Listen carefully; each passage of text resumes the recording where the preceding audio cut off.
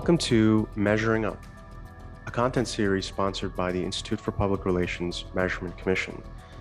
Our goal with Measuring Up is really to talk about the future of measurement and evaluation from the perspective of leading executives from the corporate world, the academic and research world, and also the agency world as well.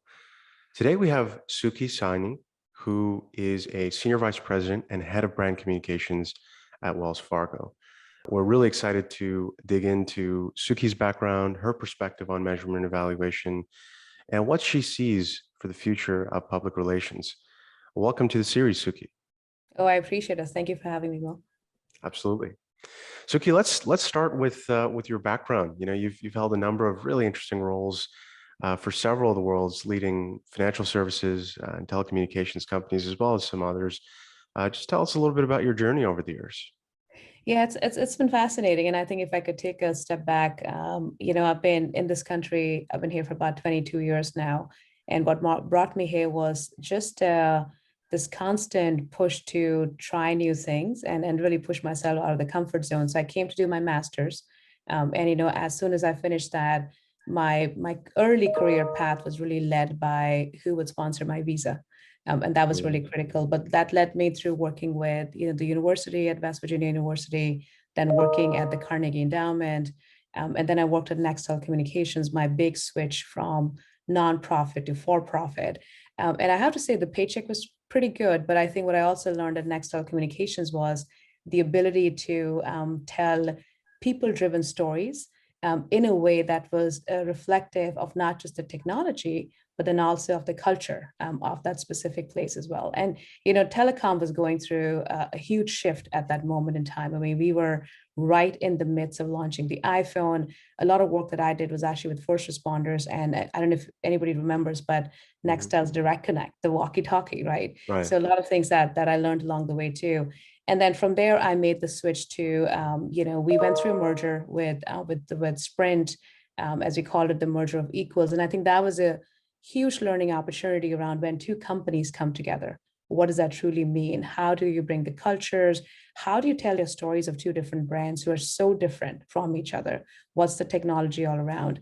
And then quickly pivoting off to, I've spent the last 11 years at financial institutions, including the last 10 at Capital One, where I believe it was being part of the transformation, not just where Capital One was going through, just not being a bank to a credit card company and really transforming itself into a technology company, but also I think for communications and analytics and how do we measure results and, really going into meetings and making a case that PR is so much more than a press release.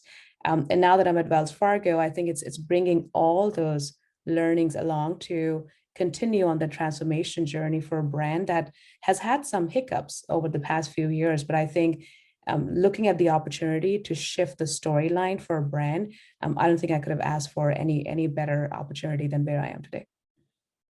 Sure, absolutely.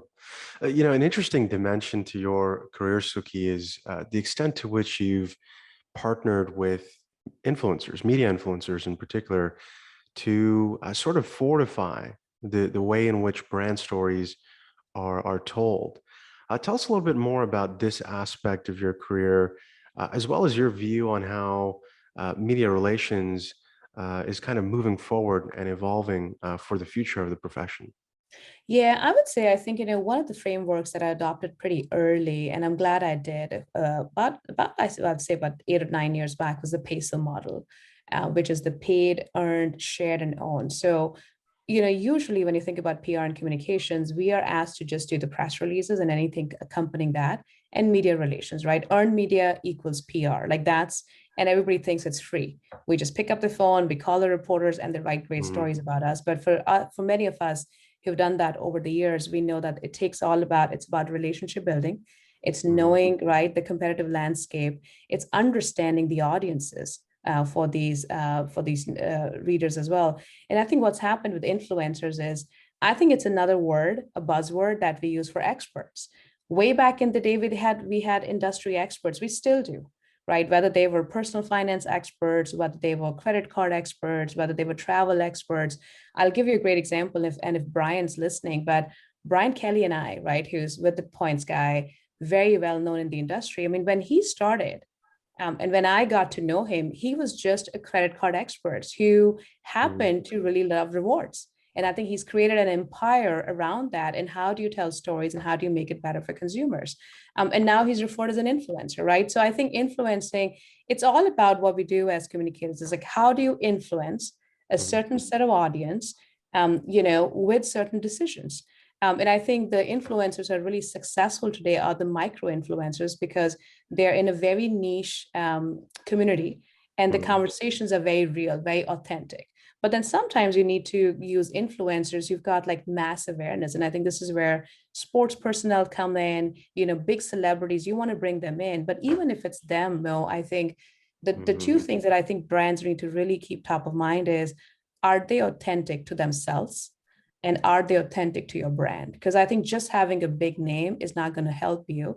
And the other thing I've learned through experience and by failing myself is it has to be a long-term relationship. You can't just bring somebody in for 4 weeks and say, could you help me with this like one-time thing? It has to be that continuum, right? Just like all of us, we work with organizations, we want to have a relationship with them. So I think it's pretty simple. The future, I think it depends. I think it depends on how we use them. There's been a lot of questions that have been raised around that, right? I mean, now there are a lot more tougher regulations on how we use them, what they put out there. So I think that's the evolution of the industry Mhm. itself. But I do think if used well, they can add a lot more credibility. And I think people, and when I say people, consumers tend to believe influencers a lot more than probably they would the brand, right? So again, what is that relationship that you want to bring in? That's really critical. And the last piece is you have to measure it. I think measuring the impact of influencers is still one of the hardest thing today. I don't think anybody's nailed it. If anybody has, please give me a call. But it's really, really tough because it's all tied to the upper funnel. So I think that's the other piece too. But let's use them. Let's continue to enhance how we use them. But in the future, will we see influencers? I think we'll continue to see them. But for me, they still fit the realm of experts versus the continued buzzwords as we see over the years. Mhm. To your point about measurements, Suki, we're definitely seeing like a shift, especially with, I think, the Institute for Public Relations Mhm. moving the profession to sort of a more quantitative place. But it's so interesting to observe how the identity of the PR practitioner potentially is shifting from something that was exclusively about relationships to something that is more about data and insights, et cetera. Let's dig into that a little bit, especially since you mentioned measurement. At organizations like Capital One and even now at Wells Fargo, intuitively, I think most would think that these are organizations, especially in the financial services sector, that are heavily utilizing data, for the purpose of understanding the communications landscape, measuring reputation, et cetera. How has data, either in your current roles or in the past, really played a role for your overall strategy? And can you talk a little bit about the ways in which you see data playing a role for the future of the PR profession? Yeah, I think I also teach at Georgetown, and I always tell my students is like having a degree in PR and communications alone is not going to it's not going to take you far, right? Even Mhm. whether you're going to go into advertising, consumer PR, crisis communications, you have to think about what are the insights. Everything really starts with an insight. And I think there's a insights is what allows you to create a hypothesis, right? So again, really pushing that scientific mind of yours to think that direction. And I think again, if we start with like, who are you telling stories to? Because at the end of the day, I think all communicators are storytellers, right? We just do it in different forms. We do use different channels. Who is the audience? What is that they're seeking for? Mhm. Where are they seeking that information? If you're working for a brand, a nonprofit, the government, do you know that are you part of that day to day, right? Where they're seeking that information. And if not, then you almost have to take a back step and say, okay, let me first understand that journey, the customer journey, and then take a step back and see where that fits in. I think for PR, what's interesting is we still use impressions. I mean, it's just there. But I think what's shifted is questioning the impressions, right? A billion impressions. What does it truly mean? Are you reaching to a billion people? Is that what it means? Okay, so let's say the assumption is you're reaching a billion people. Are you moving them down the funnel, right? Did you get them Mhm. interested enough that they're really focused and they are curious about your brand and they want to come and then navigate and see, okay, who are you? What do you stand for? What are the products that you offer? And can I be a potential customer or not? But I think where we oftentimes miss this is, no, we should be thinking the same way, right? We should Mhm. almost putting our own consumer hat and thinking about how we would like to be approached as well. I think the other thing around measurement is this the user word content. It was Mhm. always about content. Content, marketing is nothing new, very similar to influencers we talked about, right? It's all about influencing a conversation through using content. Now, the content could be as old as a press release, or the Mhm. content could be, a really short video that you did, but that's built off those insights as well too. So I think continuously asking those questions, and then data is only good as you use it, right? So what we're not saying is that we need data scientists to be part of the PR practitioner, the practice in general, but I think it'll be helpful to have that mindset. Mhm. I'll give you a really good example. At Capital One, we used to talk a lot about credit cards and how do we really get people to apply, right? It's all about acquisition at the end of the day. And I think there was a very clear understanding that PR plays a role at the upper funnel, which is awareness, but we could potentially get into consideration. Can we push these customers, potential prospects to become Mhm. customers, but consider the brand in a favorable way? And, we were just pitching to a lot of media.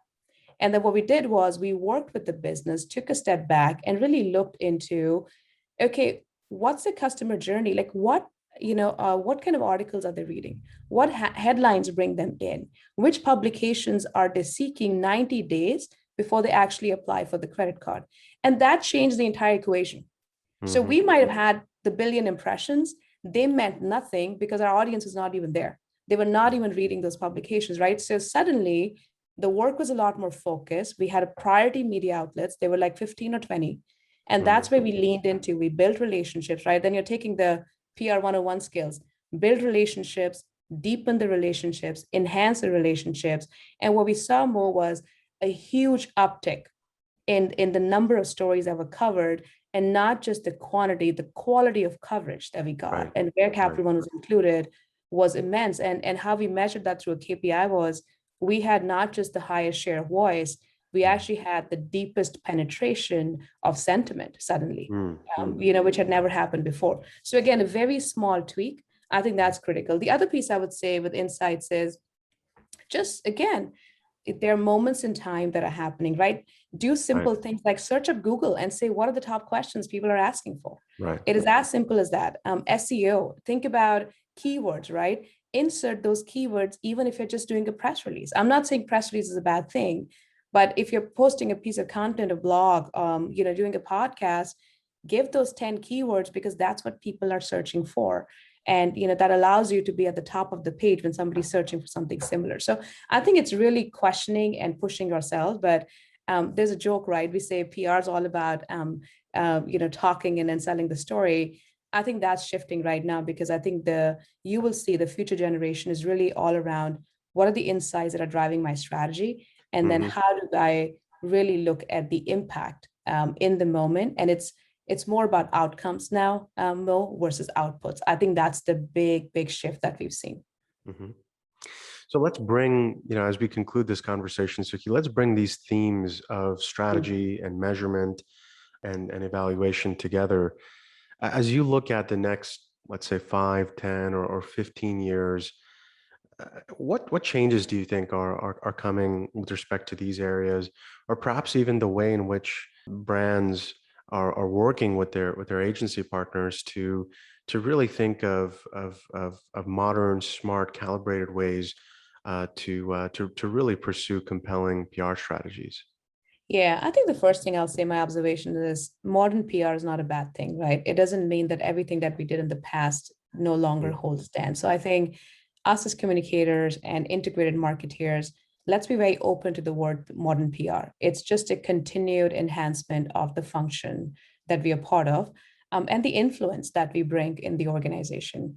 The last 2 years, because of COVID, the relevance of communications, right? Even internal communications has increased so much. A lot of senior executives now have much more deeper value because suddenly they were expected to talk about a lot of topics that were behind closed doors, right? Whether it's diversity, whether it's inclusion, whether it's taking care of your associates, return to office is a big thing, the great resignation, right? These are real issues that used to be discussed behind the scenes or behind closed doors with HR.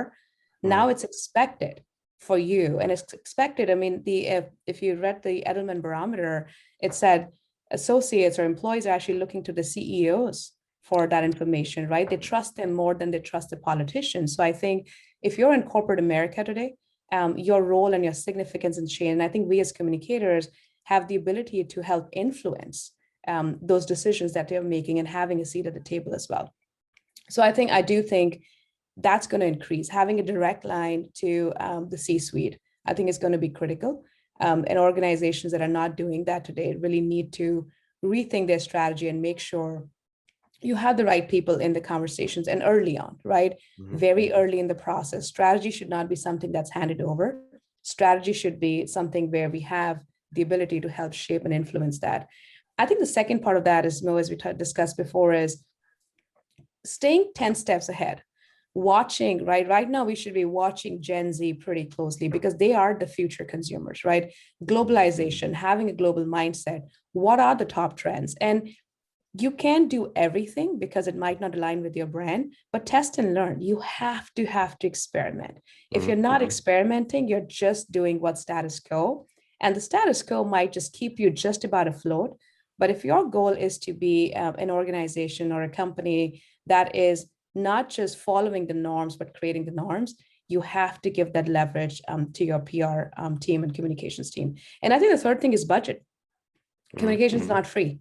Neither is measurement. You need the right tools. You need to give the technology to your communicators to not only communicate with each other, but the ability to leverage the tools and then make it better and then showcase how are you truly driving the reputation, right? What is the brand favorability, and bringing the gap between advertising, marketing, and communications even a little bit closer. And that's what we're doing at Wells Fargo today. I mean, that's one of the big reasons why I made the move, was because we are one centralized organization and we're learning from each other, right? That the divide is a little bit lesser mhm. versus working in our silos. And I think it pushes us to all think as well too. But I think a combination of those three is going to be really critical. Having a seat at the table, having budget dedicated to this function, and giving the communications teams the tools to do it. And I think my message to communicators is like, be bold. It's okay. I mean, you'll fail at the most, but the only way Yeah, we can learn is through celebrating those failures. absolutely. Thank you so much, Sukhi, for your insights. Undoubtedly, this will be a great resource to the IPR community. And for the IPR community, if you have any questions or follow-ups for Sukhi, please feel free to leave a comment, and we'll follow up with you. Sukhi, thanks so much for your time. Oh, I appreciate that. I really enjoyed it. Such a great part of what we do every day. And I just want to say thank you to IPR too. I think what a phenomenal resource if anybody hasn't shared that as well too. So thank you, Mo. I appreciate the time this morning. Thanks again, Sukhi. And our next episode in this series will likely be about a week and a half from when you're seeing this video. So we'll be back to you soon. Thanks again.